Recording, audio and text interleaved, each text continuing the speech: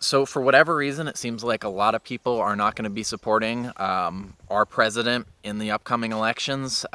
I don't know what those reasons could be. I've been following it pretty closely. I haven't seen any mistakes from the man, but there is a lot of George Soros, black Marxist propagandists that are just spreading fake news every which way.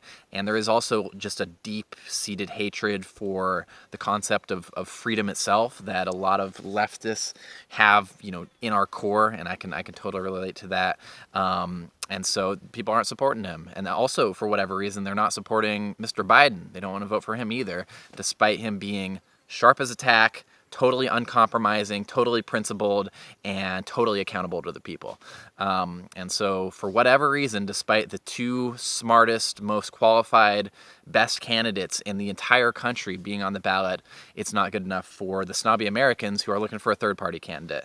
And so I thought we would look at Miss Jo Jorgensen, who I hadn't heard of until a few weeks ago, but she's a Libertarian Party candidate, and she's running for president, so I thought we would run through her policies really quick.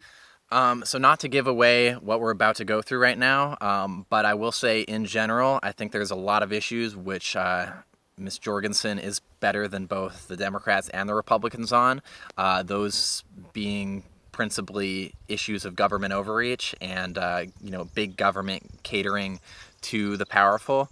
So I think that's great. On the other hand, I think that she is batshit crazy on a lot of issues and is worse than probably either party on issues of corporate power. And if you know anything about the government is run by corporations. And so if you don't curtail the corporations, you can never actually really curtail the government.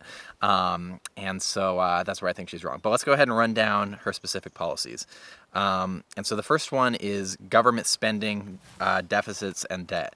And so she says, as president, I will use my constitutional authority to block any new borrowing. I will veto any spending bill that would lead to deficit and veto any debt ceiling increase.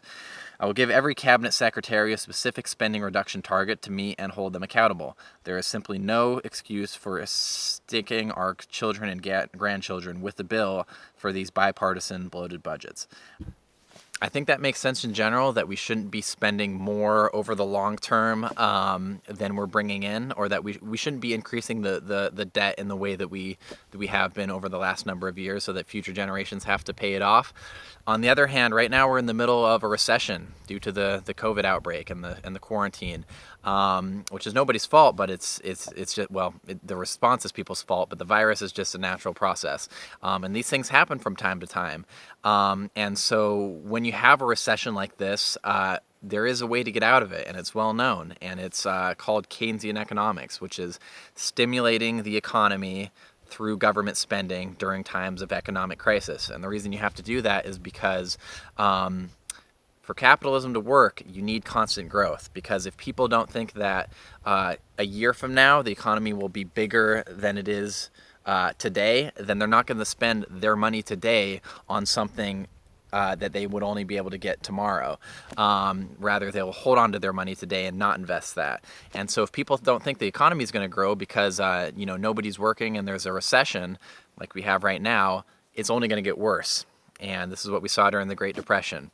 And we actually had a case study of the libertarian model, which was more or less instituted by President Hoover during the late 20s, during the early part of the Depression. And it only got worse, and poverty exploded, and nothing got fixed. And of course nothing got fixed, because if the demand's not there, the investment's not going to be there, the jobs aren't going to be there, the depression's going to stay. And then we had FDR, which started to take the edges off the Depression, and people certainly thought he was doing better, since they elected him overwhelmingly 4 times in a row after throwing out Hoover. And he got people back to work through creating the national parks and stimulating demand through government spending, and doing a lot of infrastructure rebuilding and things of that nature, which took the edge off the recession or the Depression. And that's what we have to do now. But if you're an ideologue, like a lot of libertarians are, you think that you have a statement. government is bad. And so any type of nuance or deviation from that goes against your ideology. And frankly, like if we didn't have, I mean, the coronavirus bailout bill was extremely corrupt. Most of the money went to corporations, but some of it did go to small businesses for loans. Some of it did go to, $1,200 checks for everybody. If people hadn't received those checks, and we've seen bad results despite the checks, but if they hadn't got it, it would have been even worse in terms of the number of people not being able to pay their rent. And if people aren't able to pay their rent, then their landlord isn't able to repay the loans which they got in order to become a landlord. And if the loans aren't being repaid, then eventually those loans go bad and the banks go belly up because they're extremely over leveraged, which is effectively what we saw in the housing market in 2007, 2008. And if you remember, that crashed the whole economy. And it would have been much, much worse if the government hadn't come in and bailed out those banks and financial institutions in 2008, because their assets are tied up in the entire economy, as we already saw. And the libertarian model would probably say we would let them go belly up also. And so, which would have been even worse idea. So effectively, government is going to have to do some stuff sometimes if we're going to have this economic system. And Jo doesn't seem to want to acknowledge that because, fortunately, she's a little bit of an ideologue. So her second policy is related to neutrality and peace. She says, turn America into one giant Switzerland. So armed and neutral, with the military force to defend America's shores and soils against any foreign attackers or invaders. Protected by an armed citizenry and by a military laser focused on defending America.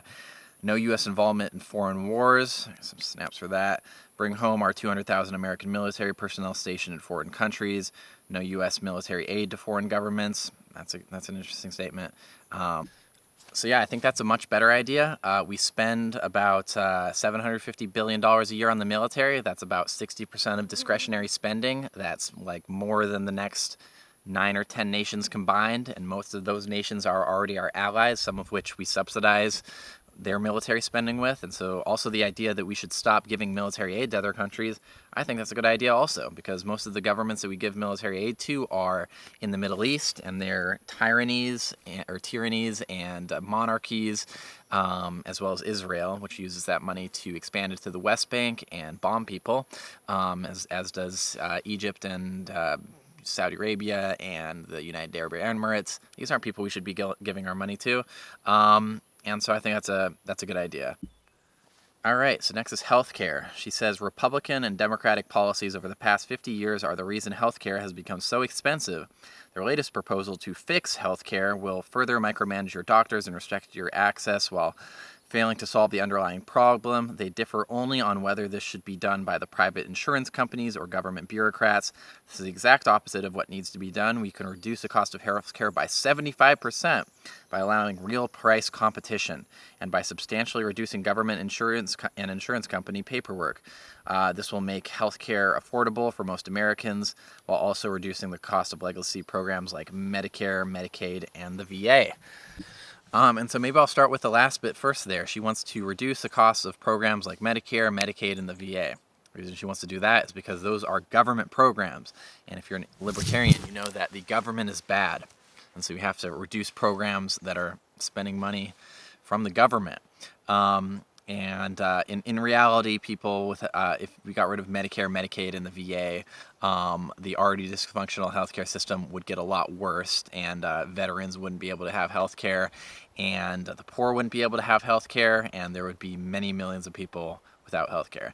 Now, what she says about our healthcare system being dysfunctional and expensive is extremely true, but the reason it's expensive is because we're already too far down the ideology, which she is arguing that we need to veer further into the libertarian lane with by further deregulating health insurance markets and allowing corporations to do whatever they want.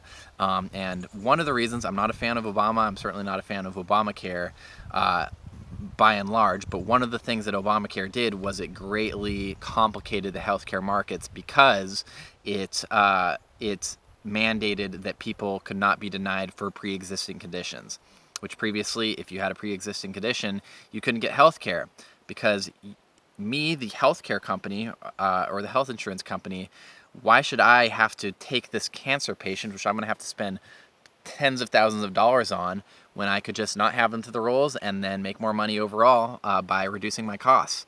And of course, that's what they're going to do. And if they don't do that, the other companies would, and they'd be put out of business.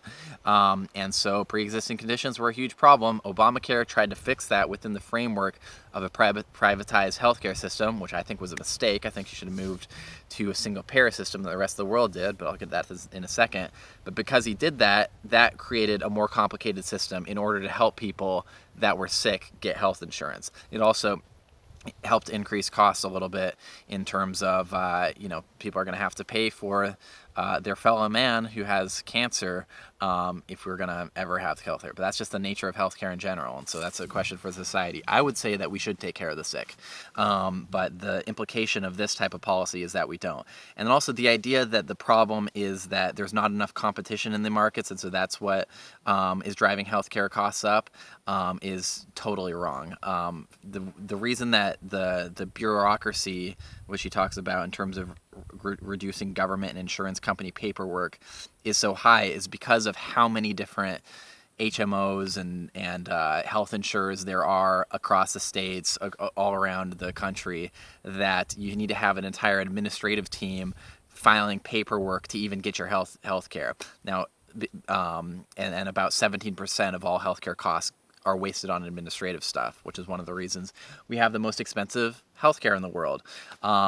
The way to reduce that is to have a single insurer, a single payer system, which is what much of the rest of the world does in terms of everybody is covered by the same plans. There is no administration. If you go to Canada and you have a bill, there's not dozens of people dealing with paperwork to try to figure out where the bill goes to and what percentage is a deductible versus a co-payment versus going to the insurance company. It's all covered. More or less, and it's much simpler that way. One of the other reasons that the single payer is cheaper is because in other countries we don't allow the pharmaceutical companies to run roughshod over the market and do whatever they want to. We actually regulate to make sure that they're not monopolizing and they're not increasing prices and price gouging as they do all over the U.S., as we pay the highest prices in the world for pharmaceutical drugs. But the libertarian model only increases that because it says that reducing regulation is the way to fix a marketplace. In some instances it is, in some instances it isn't. But to say that that's always the answer is more of a religious pathology than it is one that can be justified through the actual results of those policies. Okay, so her environmental plank is 3 sentences long. The first sentence says that we need to go towards nuclear and also reduce coal burning and oil burning plants. Interesting. The second sentence says absolutely nothing, and then the third sentence blames it on developing countries. So that's a pretty libertarian environmental policy, I'd say. This is the main reason I don't like libertarians, is because they are totally off the wall in terms of how to fix the environment and how to deal with collective action problems. The tragedy of the commons is not even understood to be a problem, because when there are only individuals, there is no commons. The tragedy of the commons is traditionally, back in the day, used to have a grassy field that was everybody grazed their cows on, but then everybody would try to put more cows on the field because they'd individually get more benefit from it because they'd get a bunch of chubby cows, but over time the field's degraded and everybody loses. And so in order to do that, you need regulation of the commons. That's not something that they want to acknowledge through issues like climate change, because that requires regulation, and regulation requires government, and government requires getting rid of the ideology that there are only individuals and that taxation is theft and that government is BAD, the 3 things that government are. And so she's not there. And then I've seen maybe I'll see if I can find the Gary Johnson clip who was a libertarian candidate last time around, talking about climate change, which is, again, the biggest issue in the world, if you pay attention to the science, and it's coming at us like a meteor. But Gary's answer to climate change was we shouldn't worry about it because in billions of years the sun is going to engulf the earth, and that's when the climate change is really going to happen. And so I looked up a few of Jo Jorgensen's other positions on the environment, since nothing was said in this 3 sentences here. She doesn't support the Paris Agreement, which isn't surprising because the Paris Agreement requires that governments, which she doesn't like, act in cooperation with other governments, which she also doesn't like. She doesn't like international agreements because that stifles American liberty, and she doesn't like other governments because they're governments too. And so if the implication of that is that we're going to have an insane policy on climate change, then that's just what the libertarians are going to do. And same with most environmental policies and collective action policies in general, or really any issue where the root cause is private corporations acting in their own best interests at the expense of the health of the world population or just people in general.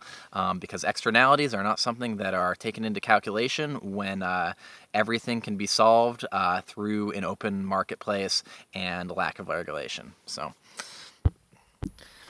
And so the next plank is Social Security. Jo says, do you trust politicians to keep their promises? I sure do. Jo doesn't. I don't. They've spent every cent in the Social Security Trust Fund on other spending, leaving behind worthless IOUs. Other countries have successfully replaced their government-run systems with individual retirement accounts safe from greedy politicians. As president, I would work to implement a solution like the Cato Institute's 6.2% solution, which would allow every American the opportunity to opt out of the current system while making the current system fiscally stable for those who choose to remain. So this statement seems pretty harmless, but I think it's pretty misleading and even a little bit sinister, honestly, because the way that she frames it in terms of politicians dishonestly taking money from people's Social Security accounts and she's trying to protect it is exactly the opposite of what it actually is. The problem of the Social Security Trust Fund, that money being spent in other places, is kind of a separate problem to the problem of Social Security that she's addressing by implicating that problem. I would say that they should just leave that money alone and not spend it. But regardless of that, the people like the Cato Institute, which she's talking about, are talking about privatizing Social Security. And the reason they want to do that is because government spending is bad, taxation is theft, and privatization is always better in terms of the ideology. Now, in reality, before Social Security was implemented, 50% of the elderly population was in poverty. And if it wasn't for Social Security, it would be much, much higher today. In fact, I think that most of us can think of elderly people in our lives that if they didn't have Social Security supplementing their income, they would be SOL, big time.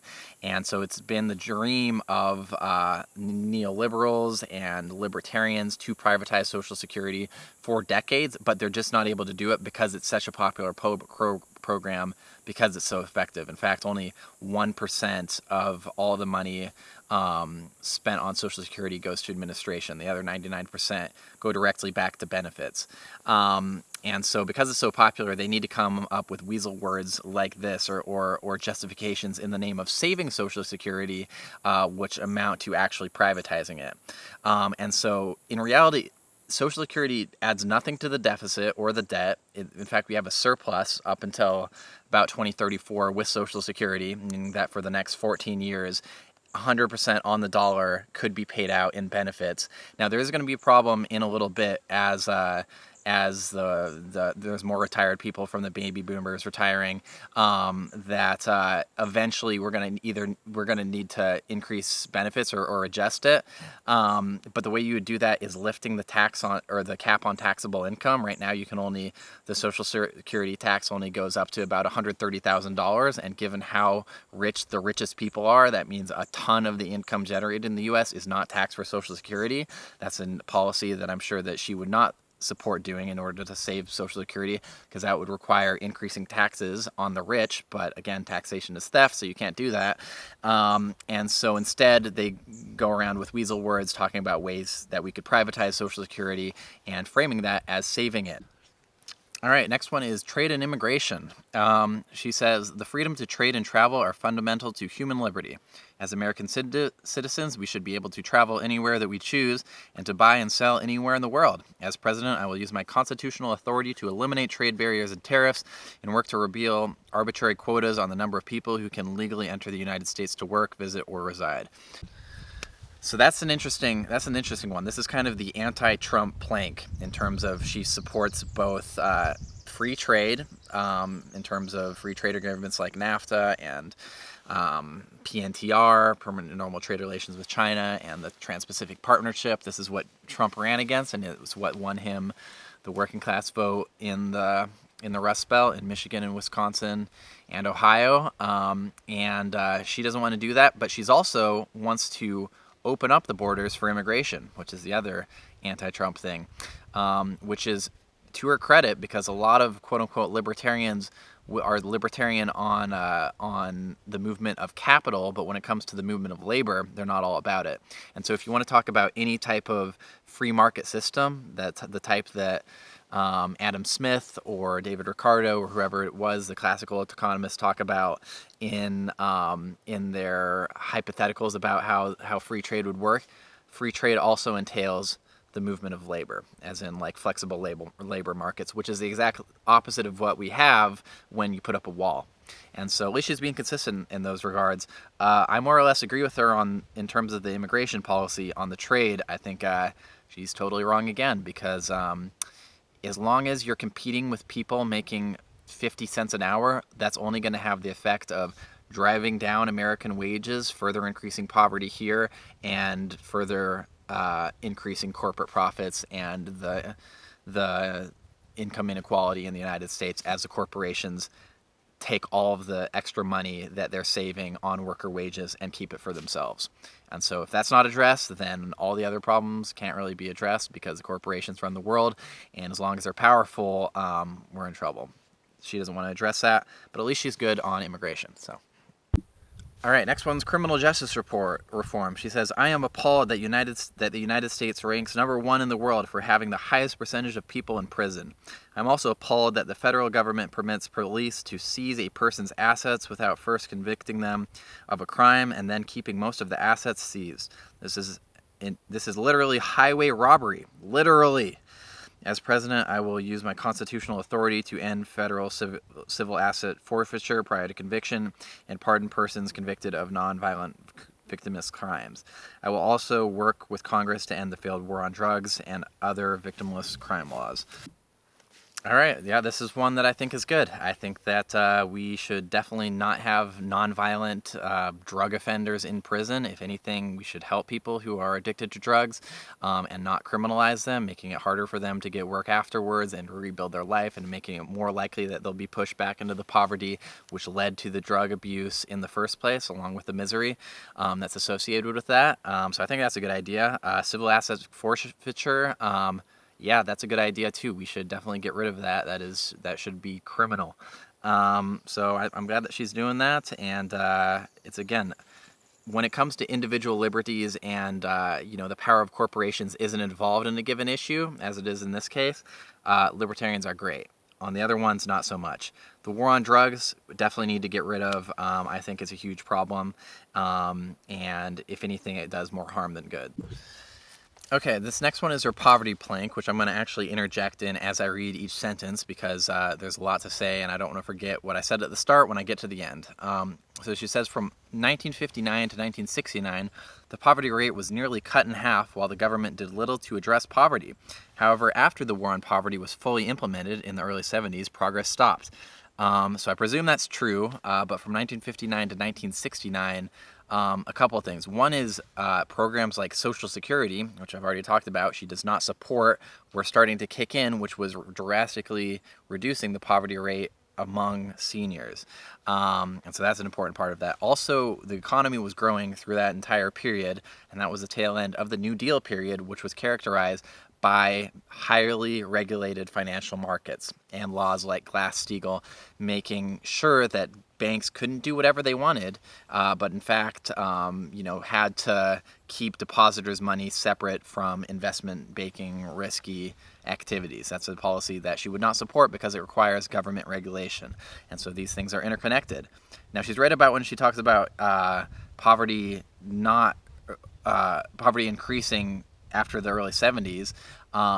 But it's not just the anti-poverty programs that you have to look at. You have to look at the entire economy. And so that's what, in the mid-70s, is when we switched to the New Deal, from the New Deal period to the neoliberal period, and globalization, which is more of a libertarian policy, what I talked about earlier in terms of, now corporations can shut down factories and go make their socks in China for 15 cents an hour. Well, when people lose their job, that increases poverty. And so if the poverty rate stays the same as she claims, part of that could be people losing their jobs, and then it could be still buoyed by the anti-poverty programs themselves. And of course, if you give poor people money, that's going to reduce the poverty rate. This isn't controversial. And so it's more of you come at something with an answer given to you by your ideology, that poverty programs don't work because they're run by the government, and then you find justifications for that, and you mislead people with the data. She says, government anti-poverty programs don't work. The real cure for poverty is a vibrant economy that generates plentiful jobs and high wages combined with affordable costs of living. Again, totally ideological. She says government anti-poverty programs don't work, as if other anti-poverty programs magically would work. In terms of, if it comes from the government, it just can't work, because when people decide to collectively pool their money together to give their resources to programs that they think they'll work, it doesn't work. But when the magic market does the same thing, it does work. There is no logic behind this at all. And I think she's right in terms of a vibrant economy and plentiful jobs helping with poverty, as well as high wages. But again, the policies of free trade that she was talking about earlier, as well as the policies of the late 70s, 80s, 90s up to today, which she's talked about, or which she didn't talk about, but which led to the increased poverty rates, those are things that she supports. We should be exporting, manufacturing overseas. We should be decreasing worker wages. We should be, pushing forward with technology that would make trucks self-driving, presumably, since she's a libertarian and technology and capitalism always works. And then when all the truck drivers in the U.S. lose their job and all the money goes to people in Silicon Valley and the poverty rate explodes, as will happen if nothing is done about it, then she can find some other justification for why that's good. I will give special attention to regulations driving up the cost of housing and healthcare, as well as those creating barriers to creating new businesses or entering professions. Again, it's regulations that are driving up costs of housing and healthcare. Housing costs aren't driven up by rich people buying all of the houses and manufacturers catering to gentrified areas, like the wealthy people moving into cities, outpricing the traditional residents of those cities as income inequality increases. Because of course, if you could make $900 in rent versus $500 in rent by making a shiny building instead of a regular one, you're going to make the shiny building. So that's primarily why the cost of housing has gone up. But again, inequality is not on the agenda if you're a libertarian, and so it's not something you can talk about. Healthcare, I've already talked about. It's not the regulations that are driving up costs. It's the health insurers themselves, and it's the dynamics of either having your principal concern helping people with healthcare costs or having a system that needs to make as much money as possible. Not on the agenda for libertarians. Finally, I will work to repeal laws and regulations that prevent individuals and charitable organizations from helping those in need. Okay, I would agree with that, but that's extremely vague. All right, next one is education. She says the Department of Education has failed. Because of course it has, because it's a department in the government. I would like to hear if any department in the government has ever worked. It's a question that I wonder if libertarians could answer. If not, then what a great thing that in a multivariate world with all these complexities, that the government is every single problem. It's amazing. Government can't educate. Only the rich can educate. Only the market. Only capitalism can educate. In 40 years since the Department of Education was created, government spending on education has skyrocketed while the quality of education has declined. I presume it's true that government spending on education has increased, but that's for many reasons. In general, it hasn't increased in impoverished areas. In poor communities, there is as many rats and as low of salaries for teachers as there ever were. In fact, in a lot of areas, teachers have lost money in actual wages, not to mention, I just caught this fly with my hand, not to mention in real wages, because they keep cutting teacher salaries all over the place. Now in colleges, well, the next sentence he says is, students used to be able to work their way through college and graduate debt free. That's true. That was because the government provided funding for colleges and allowed everybody to do that. Should we make college debt free? It's only going to cost $60 billion a year. That's 8% of the military budget. I think that's a good investment. Do you want to do that? I don't think Joe wants to do that because that requires investing in the government. Now, it's true that on colleges, administrative bloat has sucked up a bunch of the money, and that's a separate issue that I think should be addressed, and I would probably agree with Joe on that. But in general, I still think we should make it free, and that requires more investment in education. Also, a lot of the increase in money for education has gone to charter schools, which I'm sure that she agrees with, because by definition, the private marketplace always does 100 times better than the government. But that's government money going there, so that some of the increase in government spending is to those programs that are being implemented more and more. Because again, this ideology is actually pretty widespread, as long as it's catering to tyrannical corporations. When it takes on things like the drug wars, might not be as widespread, but in areas like this, it is. We'll work to eliminate the Department of Education. We don't need no Department of Education, and return control to education where it belongs, with the parents, teachers, and students. Okay, how would that work? What are you talking about? Oh my gosh, this is a presidential platform, and that's a sentence in it. I have no idea what that even means. All right, last one is taxes. It says, taxes are never voluntary. They are paid under threat of punishment. If you fail to pay what the government says you owe, you can be fined, have your wages garnished, assets seized, and even go to prison. Voting for more government spending inevitably leads to higher taxes to pay for it, now or in the future. As president, I will work tirelessly to slash federal spending, make government much, much smaller, and let you keep what you earn. Again, yeah, I'm fine with taxes being lower. I think we spend tons of money on things that we don't need, principally on bombs and on the military. So insofar as she wants to get rid of that spending, I'm fine with it. But again, this is less of a political statement than it is an ideology, than a religious text. Taxes are never voluntary, as if it's written by Yahweh on Mount Sinai and sent down to the people. They're never voluntary. If there's a collection of people that want to make a road so that they can drive their car around the area, or fund schools so that all of their children have an opportunity to do so, and they decide to do that, as is the nature of a democratic society, it's never voluntary, because Jo Jorgensen has decreed it from the temple of her platform here on this website. They're not voluntary. Taxation is theft. Government is bad. That's fundamentally my problem with libertarians.